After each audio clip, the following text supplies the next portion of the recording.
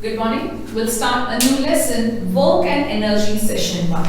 A very simple lesson, children, where we understand the few basic concepts which we already know and which we are already applying it. So let's understand now basically what is work, or when do we say that, or when do we say work is said to be done. Now there are many things. You say homework is there, some work you do. Workout you say when you do it in your gym or something. So everywhere they use the word work, right? Homework, workout, I'm working this, I'm working on this, I'm working on this project, I'm working on this science, but anything. So is that also a type of a work? Of course yes. That is also a work. But in physics when we talk about a work, that work is completely different from this work. Of course there also you are doing a homework, you are doing a workout, you are working on a project, you are doing something. Exactly in physics terms when we talk about what is work, work is something when we apply force on a body and the resultant the body gets displaced from a position to another. So I can say work is a product of force into displacement. W is equal to F into S. That's a definition. What is the definition for a work? Work is a product of force and displacement. That is because when I apply some force, the body is displaced from a position to another. Then you can ask me, is there any condition where we apply force but the work is not done, or where we apply force the body is not displaced? Yes. Basically the definition of work goes like this. Work is a product of force into displacement. So SI unit of force would be Newton meter, because force is Newton and displacement is meter. All SI unit of force is joule. Right? Let's define 1 joule. What is 1 joule? When work done by applying 1 Newton of force, when a work is done by applying 1 Newton of force which displaces a body in terms of 1 meter, we say that 1 joule of work is done. We have defined 1 Newton, all those things in the previous sessions, right? Previous lessons, right? Similarly, how do we define 1 joule? When a body is displaced by 1 meter by the application of 1 Newton force on it, we say that the work done is 1 joule. Definition of joule also we understood only by this. So SI unit of work is Newton meter or joule. What you can say? J you can write. Okay. Now there are 3 consequences. When do you say that? What are the conditions that work is said to be done? So work is done in terms of positive work, in terms of negative work, and in terms of zero work. Let's understand the positive terms of work. You have a toy car, right? So the toy car, you are pushing it from this side, or you are pulling it from this side. You have a string, you are pulling a toy car. That means, or here, the force is applied here, right?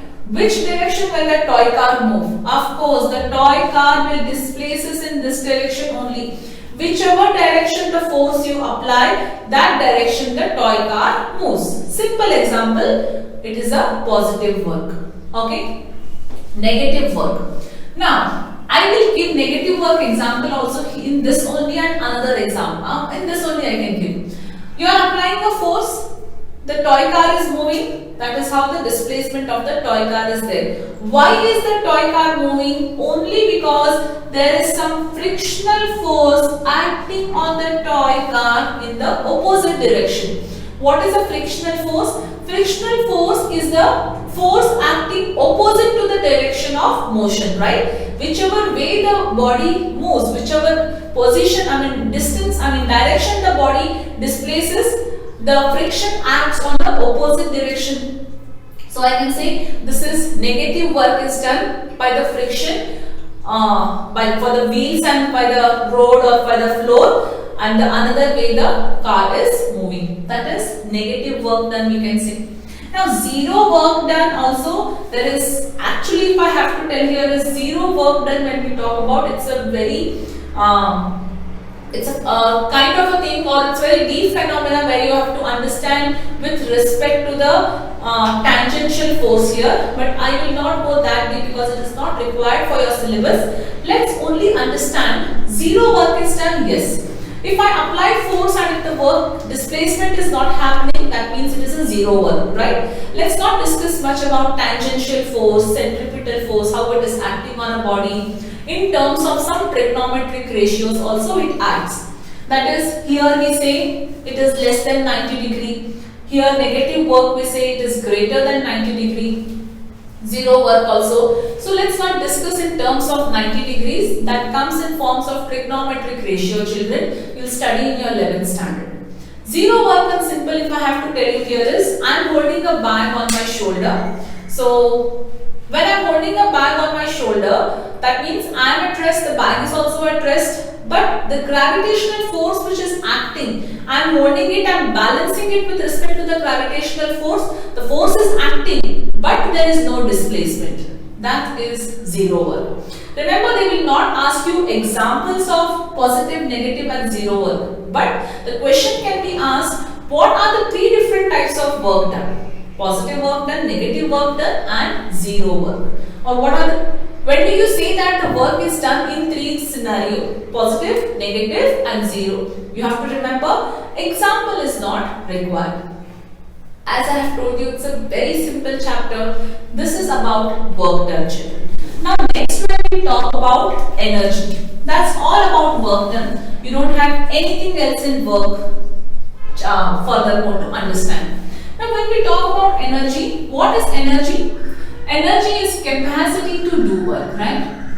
This is all definition what we are hearing since very long time. Capacity to do work. What type of work? Mechanical work. What type of mechanical work? There are, and what is basically energy? Mechanical work we do. What type of mechanical work we do? We run, we jog, we talk, we eat. All these are mechanical work only. For example, apart from that, energy also plays a very important role in conversion from one form to another. Now basically if I talk about, you have what do plants do? They convert some energy, chemical energy, solar energy to chemical energy, I can say. They trap the sun's energy, solar energy, make food, chemical energy. What does our LPG do? What does our electric iron do? We all use that at home. Electric energy, what do you use for electric iron? To iron your clothes, right? It produces lots amount of heat. Electric energy to heat energy. What does our water heater do? Electric energy to heat energy. What does our sound or a tape recorder do? It gives electric energy to sound energy. Your computer, laptop, all these things, they convert one form of energy to other. So energy is always converted in one form to other. So based on that, we talk about law of conservation of energy. So what is law of conservation of energy? Energy can neither be created nor be destroyed, but it can only be transformed from one form to another. Water heater, electric heater, iron box, in all these things you see there is an energy conversion from either one form to another form. So when we talk about this, basically a mechanical energy, we bifurcate this energy in terms of two different and major forms. Kinetic energy and potential energy. The energy, see definitions all you have in your book already, children, so I need not write it on the board again. Kinetic energy, the energy possessed by the body due to its motion is called kinetic energy. The energy possessed by the body due to virtue of its rest is potential energy.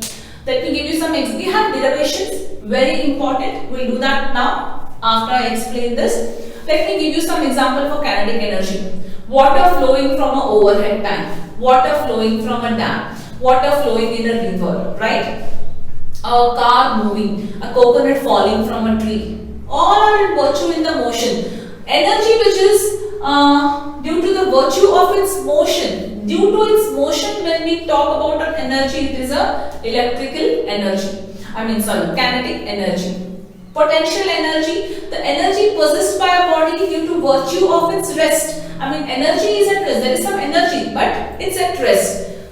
This board, I can say, possesses potential energy because it is at rest. Water stored in an overhead tank, potential energy. Then a stretched rubber band. Not a stretching rubber band is a kinetic energy. Once I stretch the rubber band, it becomes a potential. A stretched bow, right? So these all are the examples of potential energy. You have several examples given in your textbook as well as in the notes. Please go through them.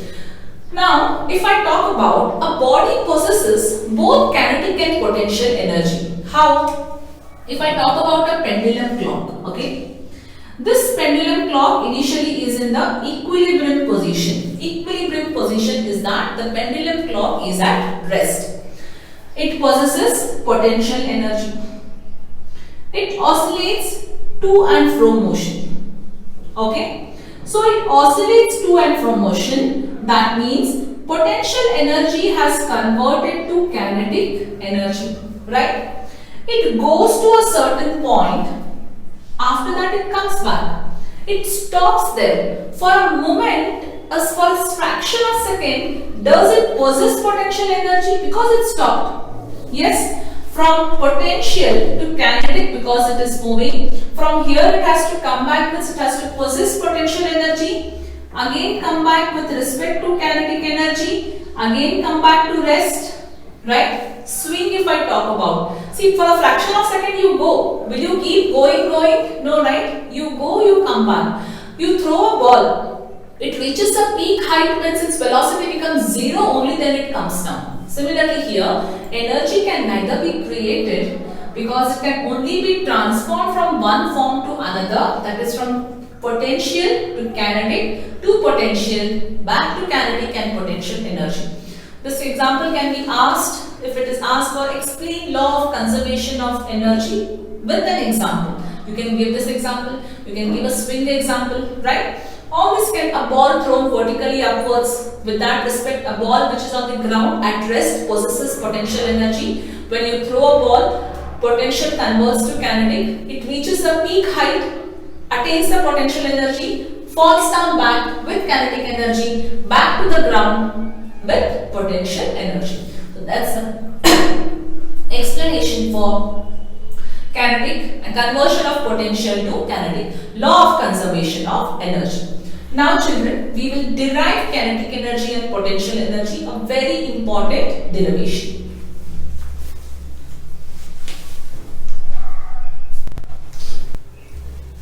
So, an important derivation for kinetic and potential energy. So, kinetic energy is virtue with respect to motion and potential is with respect to rest. So, let us consider these derivations are already given in your notes children, the printed notes which I have given it to you. So, you can just listen to this. Anyhow, make a note from the notes. Let an object of mass m moving with a uniform velocity u, it is displaced through s, constant force acts on it. So when a constant force is acting on it and the object is moving with the initial velocity u, there will be change in velocity, right? From initial to final, that is from u to v, that we can consider.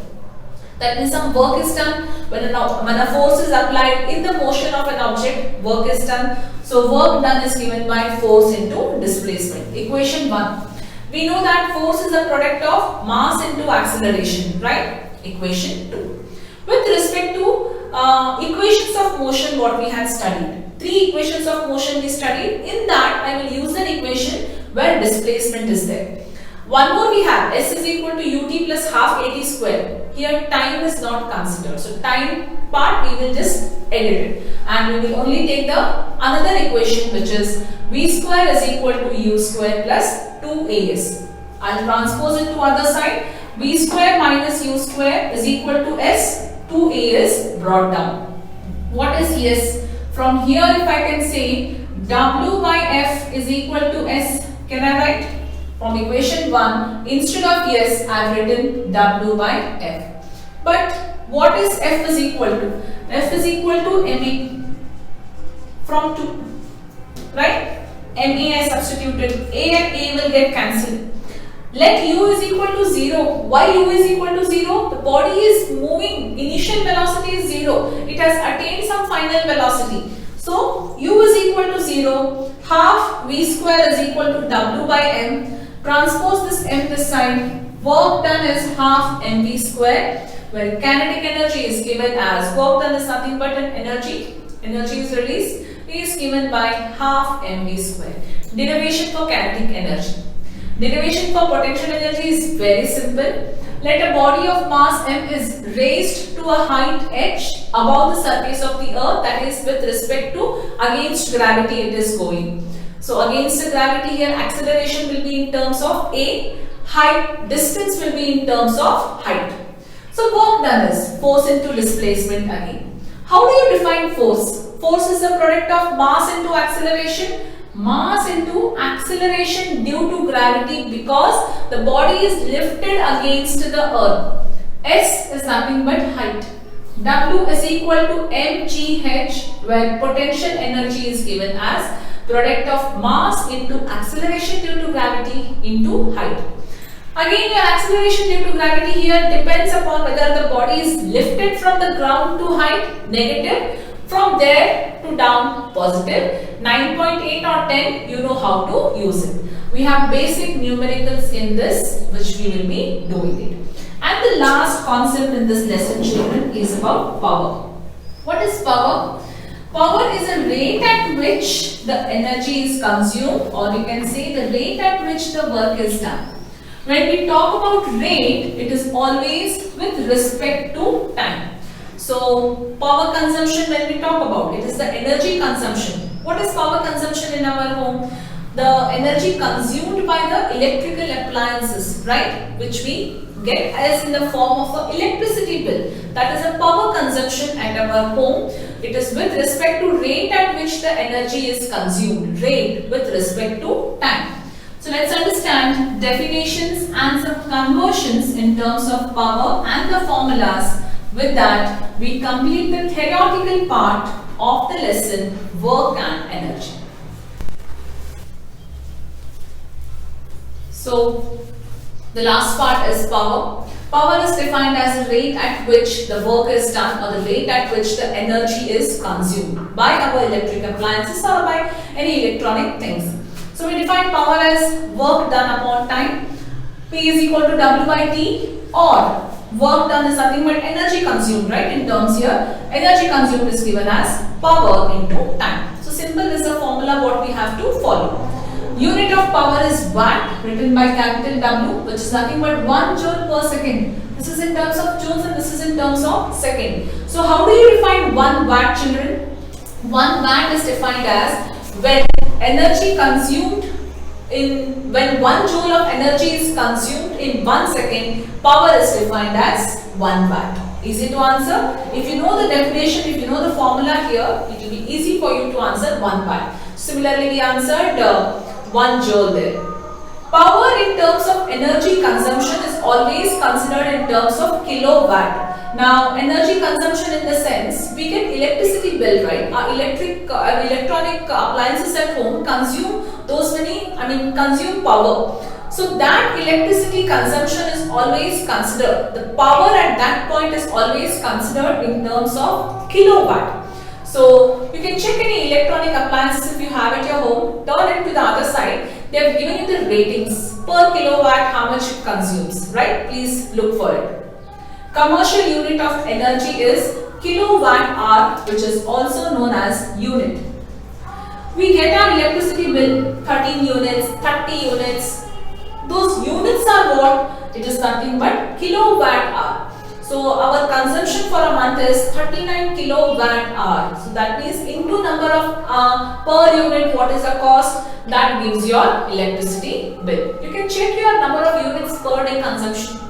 If you have an electric meter, if it is digital, the numbers are mentioned. If it is an old style, then the numbers just come like a speedometer there, how we have in a vehicle, one after the other, in a circular form. check the reading at a particular time, say morning 10 a.m. you have checked the kilowatt hour reading, it reads something like this: 2, 3, 4, 5, 7. Just make a note of these last two numbers. Tomorrow morning at 10 a.m. only, you just come and check. So this will be, say, 60.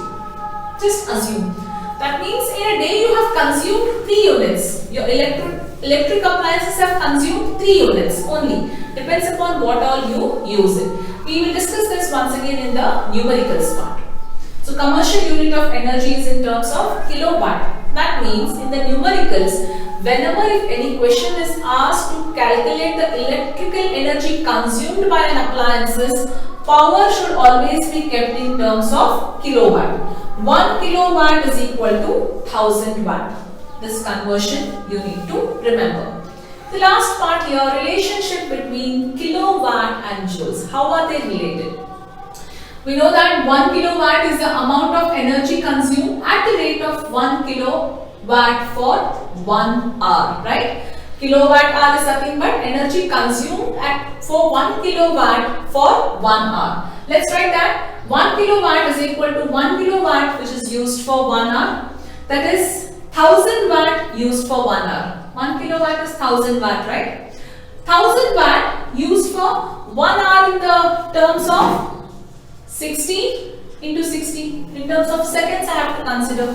In terms of 3600 seconds, and that you get this in terms of joules. So 1 kilowatt hour is equal to 3.6 into 10 raised to 6 joules, which is nothing but 1 unit. You need to remember this. This conversion is important, children. They will ask this conversion as well. So with this we complete the chapter, the theory part of work energy. Actually the chapter name should have been work energy and power, because even power is included in this. So with this we complete the theory part of work energy and power with the derivation, examples and some concepts to understand. So in the next session we will solve the in-text numericals, worked examples and exercise numericals. Thank you.